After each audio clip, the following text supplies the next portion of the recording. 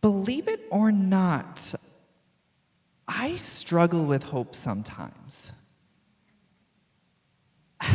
Actually, a lot of times.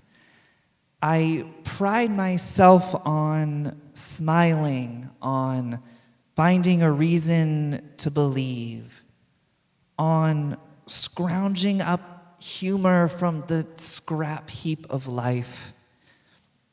But 2023 was crushing.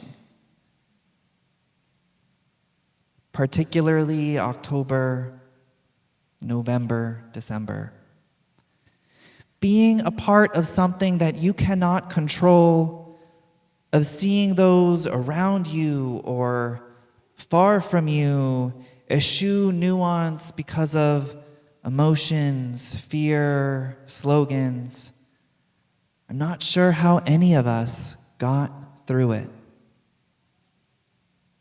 Hope can be absurd. We had 2020, 2021, 2022, and then 2023. And now that it's January, I ask, what fresh hell awaits us in 2024?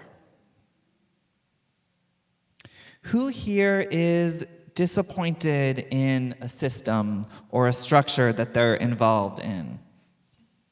Whether that be a school, employer, the institution of marriage, whatever it is. Wait, sorry, can I see the hands again? I didn't pay enough attention. Okay, incredible. For those of you online, that was like everyone in the room. 98%. It was, or 100, I don't know, but we were there. Me too. I want to start us off with a story. This past summer, I worked at a sleepaway camp for queer teens for a couple of weeks. We knew there would be joy, beautiful queer joy. We also knew that the violence of the world was inescapable. We had trans teens from Texas and other places who were facing legalized discrimination, and their parents were considering moving. We had to discuss active shooter protocols during staff training. We knew that there was a reason that the campground's location was not public, and it seemed like it was the heyday of anti-trans bills targeted at these very children. And there were, of course, internal struggles within the camp, multiple concerns about bullying. These are teens after all, depression, trauma turned transphobia, eating concerns, etc. And with all of this as a backdrop, we were concerned about the cohesiveness of the camp. Okay, now I don't know rock or punk music very much, so forgive me here, I'm trying. There's a rock band called My Chemical Romance. It was popular when I was a teen and even younger, and it seems to have a staying power with certain groups due to its relation with the emo subculture. Okay, saying that felt very academic. I would apologize again, but trying to apologize less, I think, is an important thing. And also just fantastic music. I'm excited. So their 2006 album called The Black Parade, it's a concept album about a hospital patient who is dying and reflecting on life. And one of the songs is entitled, Welcome to the Black Parade. And it is just teeming, chock full of theology, of Christian or otherwise salvific symbolism about death and resoluteness. It's a powerful song. And during the talent show at camp, one of the campers performed this song. And during the song, a number of campers saluted during the slow, somewhat somber intro. And then, danced or sat down or otherwise changed what they were doing when the tempo picked up. However, one camper took it upon herself to stay saluting the whole time. It's as if she was holding a vigil for the broken, the beaten, and the damned.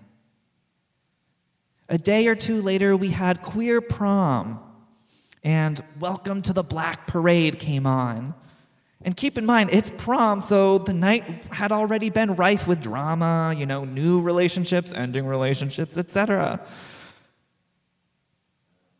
And during the song, every single camper did the same thing. During the intro, all of them saluted.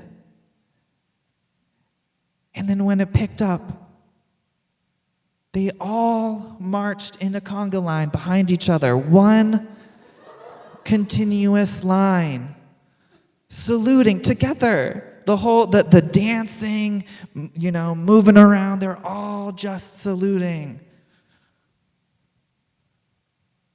and marching together. All of the adults, we were all floored.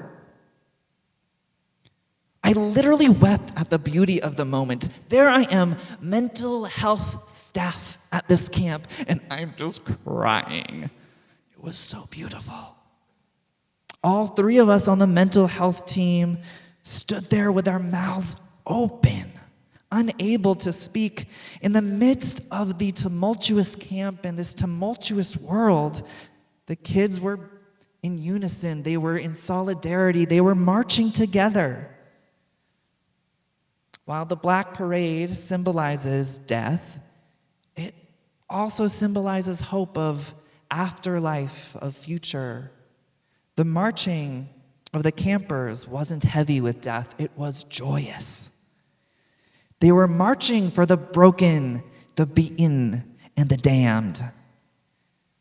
They were marching for themselves.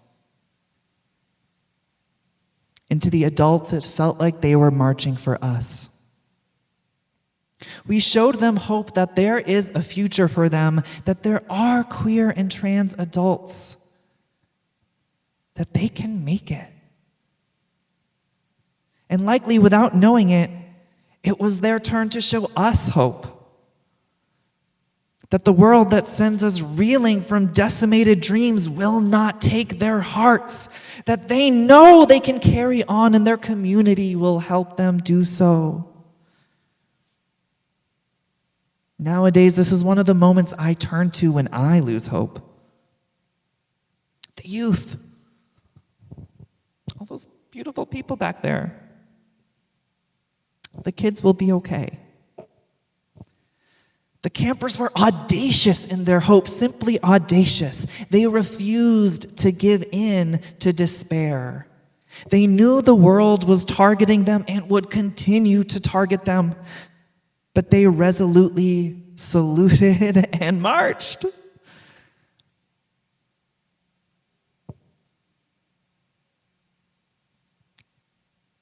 I think I missed something.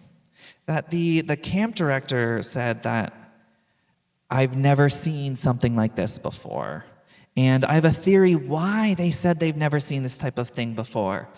And I think that in 2023, hopelessness was extra high for those kids. The right-wing culture wars targeting the queer community, kids, particularly queer kids, had really ramped up.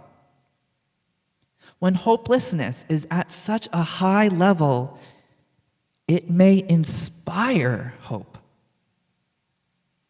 I'll repeat that. When hopelessness is at such a high level, it may inspire hope. Okay, I can't change this system, but I can change something. I cannot stop the trans hate, the discriminatory bills. But I can impact a trans kid.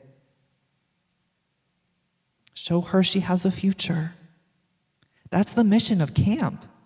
We can't change the world, but maybe we can change someone's world. The message of this is do not give in to despair, even though it's kind of easy. Yes, you cannot do everything, but there is always something you can do. Church or denomination bodies, for instance, preach hope and may let us down. Yet there are still meals being served and people being fed.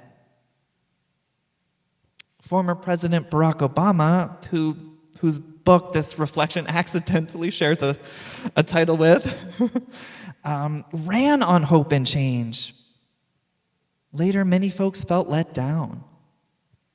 Yet he still did do good things and showed America that it was possible to have a black leader. There is hope in these things.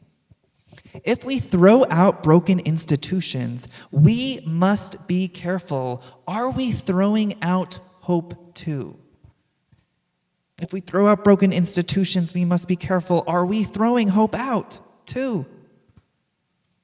This is a concern I have with social movements. When I think about Gaza right now, I feel desperate. There is nothing I can do.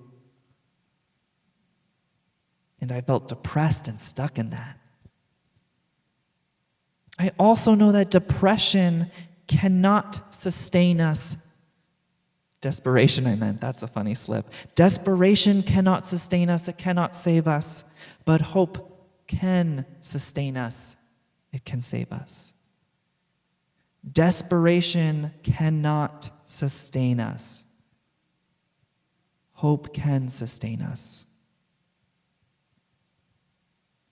Activists in social movements or social service workers like myself, in many other professions, we get burnt out when we lose hope. Losing hope equals burnout. When we feel ourselves losing hope, we must be like those campers and refuse despair. We must refuse despair and pivot to something else, something more hopeful, perhaps something we can control or attempt to influence. Is there something more local you can get involved in? Can you inject joy into a movement? Are you seeing a friend give in to despair? Do you have hope yourself?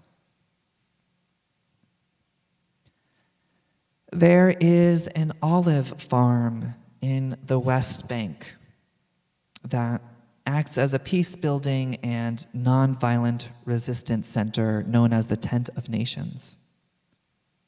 The Palestinian Christian family that runs the farm plants olive trees, among other things, which take a while to mature. A while ago in 2002, settlers came to their land and uprooted hundreds of trees.